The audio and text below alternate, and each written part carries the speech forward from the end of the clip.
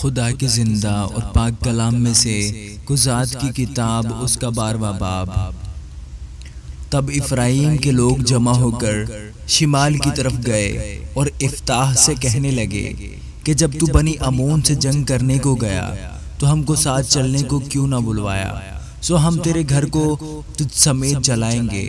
افتاح نے ان کو جواب دیا کہ میرا اور میرے لوگوں کا بڑا جھگڑا بنی امون کے ساتھ ہو رہا تھا، اور جب میں نے تم کو بلوایا تو تم نے ان کے ہاتھ سے مجھے نہ بچایا، اور جب میں نے یہ دیکھا کہ تم مجھے نہیں بچاتے تو میں نے اپنی جان ہتھیلی پر رکھی اور بنی امون کے مقابلہ کو چلا، اور خداوند نے ان کو میرے ہاتھ میں کر دیا۔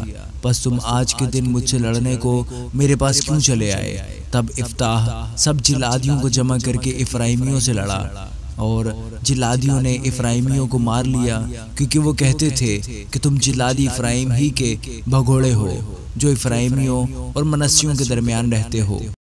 اور جلادیوں نے افرائیمیوں کا راستہ روکنے کے لیے یردن کے گھاٹوں کو اپنے قبضہ میں کر لیا، اور جو بھاگا ہوا افرائیمی کہتا کہ مجھے پار جانے دو تو جلادی اس سے کہتے کہ کیا تو افرائیمی ہے؟ اگر وہ جواب دیتا نہیں تو وہ اس سے کہتے شبولت تو بول، تو وہ سبولت کہتا، کیونکہ اس سے اس کا صحیح تلفظ نہیں ہو سکتا تھا۔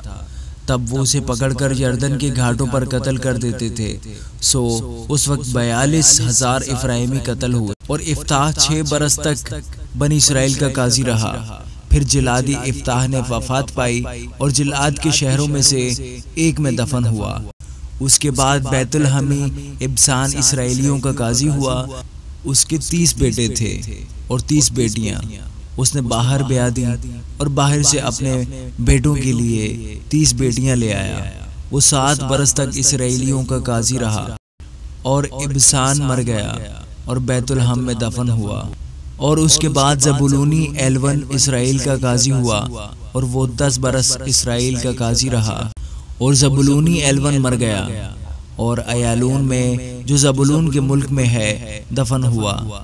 اس کے بعد کرعاتونی ہلیل کا بیٹا عبدون اسرائیل کا قاضی ہوا، اور اس کے 40 بیٹے اور 30 پوتے تھے، جو 70 جوان گدھوں پر سوار ہوتے تھے، اور وہ 8 برس اسرائیل کا قاضی رہا۔ اور کرعاتونی ہلیل کا بیٹا عبدون مر گیا، اور عمالیکیوں کے کوہستانی علاقہ میں کرعاتون میں جو افرائیم کے ملک میں ہے دفن ہوا۔ آمین۔